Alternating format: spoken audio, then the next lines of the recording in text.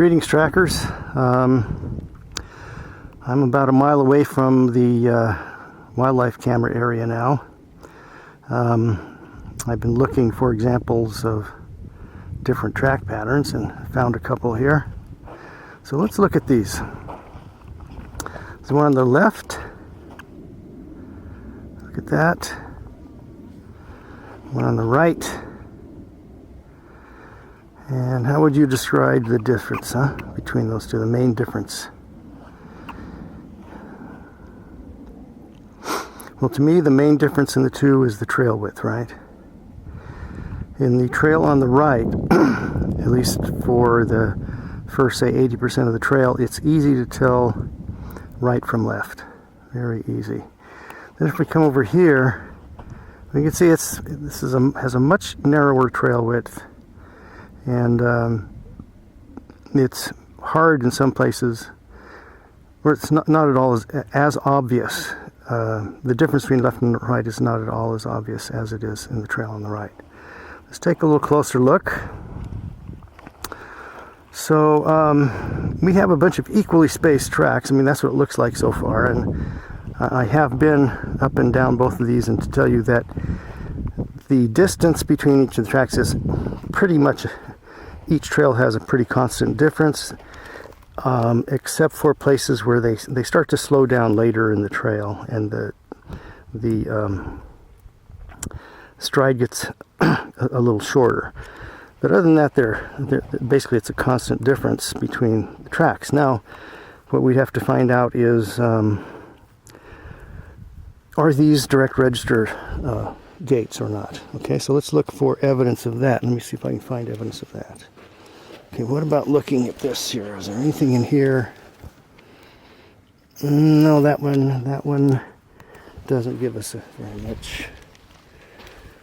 And that one, no, that's not very good. How about this one? That's not very good. This one is. This one I think is good, okay? I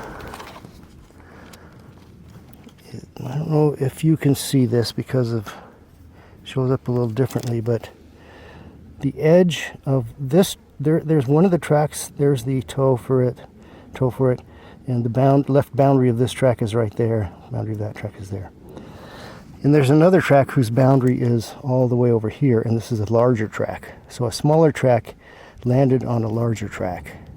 And this is probably the end of the larger track way up here, and this is the end of the smaller track. So yeah, we do have evidence of direct register here. Let's look for more. Here again, I see something similar. You can see where the smaller track ends here and the larger track ends there. So when the hind track came in, it pushed substrate up into this portion of the track. Here again, boundary of the smaller track is along here, and here the larger track is here. So yes, we're looking at a direct. Oh, here's even a better one. Okay, this might be the best of all of them. This one, you can see the front track went all the way here. The hind track is here. So this is a direct register, meaning each track that we're seeing is a double register. So each one represents both a front and a hind. Therefore, the distance between successive front tracks is a constant. Okay. Now let's try and do the same thing with this one. Oh yeah, it's obvious here again. You can see this is the edge of the hind track. This is the front, goes along here. The front goes way, all the way back here. Okay. Again, looks like the front was all the way up here. The hind is down in here. So again, we're looking at a direct register gate. And the distance between successive tracks is the same. And each one of these tracks has a front in it So the distance between successive front tracks is the same. Now, the trail on the right, it's easy to tell left from right. It's very obvious. The track on the left, not as obvious. There is a big difference in that. So the trail on the right is a direct register walk. Trail on the left, I would say, is a direct register trot. Now let's do one more thing. Let's get out the tape measure.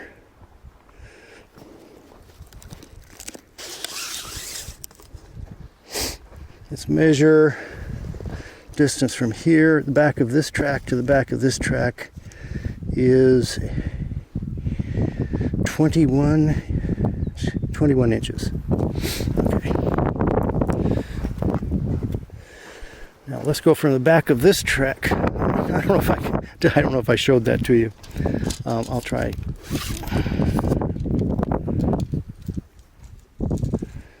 Okay. The distance from the back of that track to the back of this track is about 29 inches, okay? So 21 and 29. Not a huge difference, but there is another difference, and that is, look at the size of these tracks. So the front track on this animal is about somewhere between 2 1/4 and 2 1/2 inches long. I'd say 2 1/4. Front track is 2 1/4 inches long.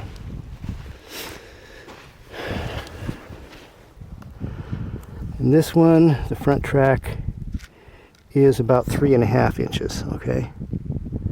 It's about 3 1/2 inches long. So, why am I bringing up the size of the track? Well, the reason I bring up the size of the track is that the animal on the left is a smaller animal, yet it has a noticeably longer stride. So it is, based on the track size, the track is only 2/3 the size of the tracks on the right, yet the stride is whatever, 28 or it's about 1/3 longer. Stride is about 1/3 longer, but the tracks are about 1/3 smaller.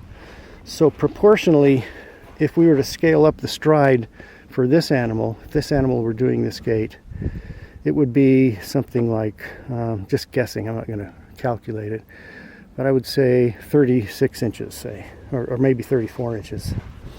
And so there would be a much bigger difference in the stride for an animals of equivalent size. Okay?